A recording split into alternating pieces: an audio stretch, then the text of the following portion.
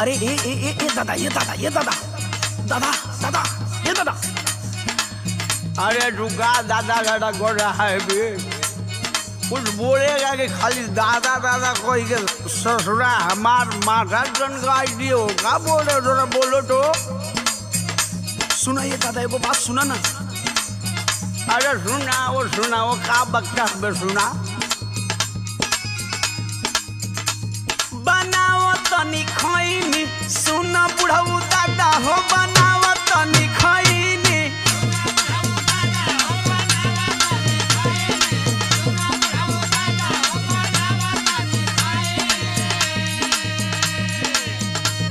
अरे बता तोर वाली बड़ की चुनौतिया का भयल दे। ए दादा बताई। मेहर ना चुनौती देले धैले बाबे चैनी, बनाव तनी खैनी।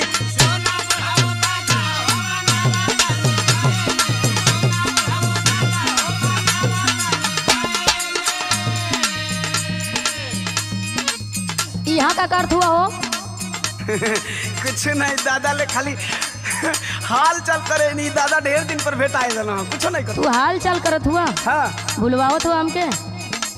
का तो के नशा करे से मना कैले रहनी है ना? ए दादा, ए दादा, सुना ये सुना फलाना वो इ नशा ना करो ना, खाली हमसे हाल चाल कर ना। तू चुप रहा बुढ़ऊ, बोला मत। अब तू हम हूँ के डटबू।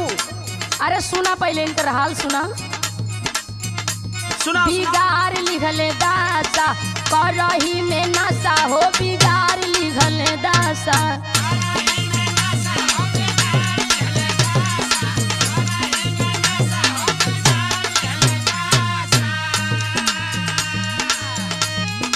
हीरो जैसन लागत रहला, हो गईला बतासा, बिगाड़ लिहला दासा।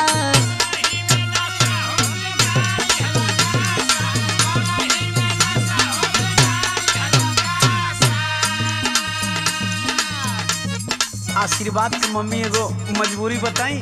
अब भूलवा मत हमके। सुनू का सुनाओ तो बोला। आदत धराई दिहले साथे के संगतिया। अच्छा ये कैसन आदत है जवन छूट ना सकत है?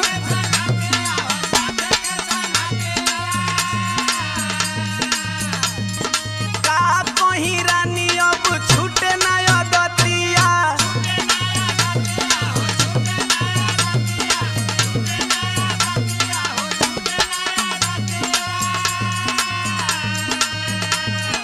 दारू गांजा बिना अब दिन हम भइनी, बनाव तनी खैनी।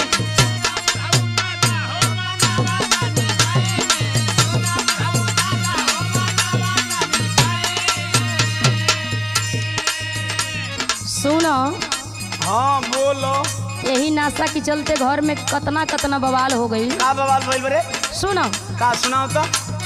नशे के चलते लागल घरवा में बखरा।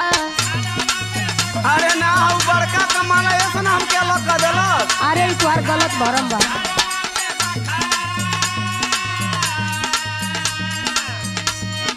पी के पड़ोस में करावेला तू झगड़ा।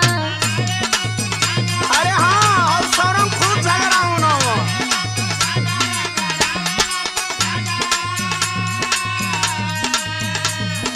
दारू गाजा पी के रोटी करेला तमाशा, बिगाड़ लिखला दासा।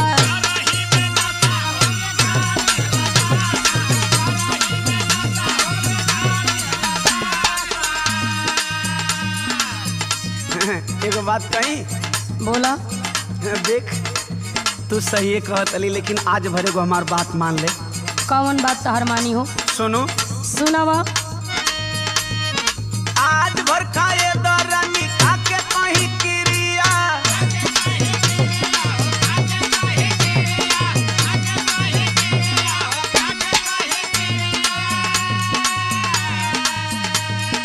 मौरत के दर्द बुझत कैसन बारू तिरिया।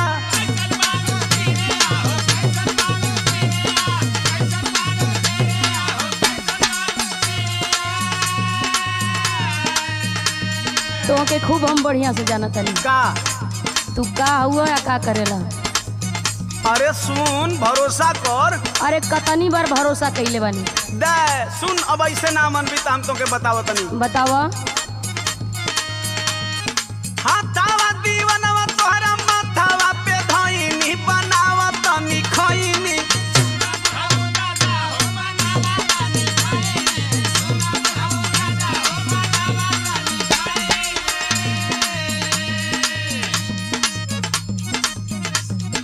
सुना हाँ तू कितनी बार क्रिया खैले बड़ा, कितनी बार गलती कैले बड़ा।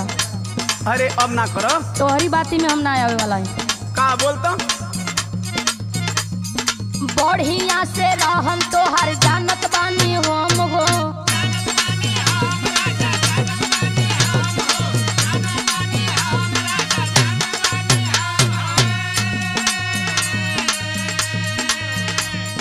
रोजो रोजो खाल तू क्रिया कसम हो।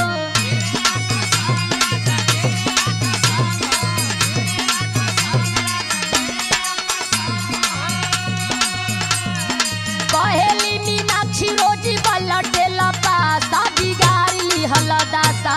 सुन बुढ़ऊ बाबा हो बनावत नी खइनी। करही में नासा हो बिगाड़ ली हलदासा। सुन बुढ़ऊ बाबा हो बनावत नी खइनी। करही में नासा हो बिगाड़ ली हलदासा। अपन रूप नहीं खा देखत, चलल बड़ा नासा करे।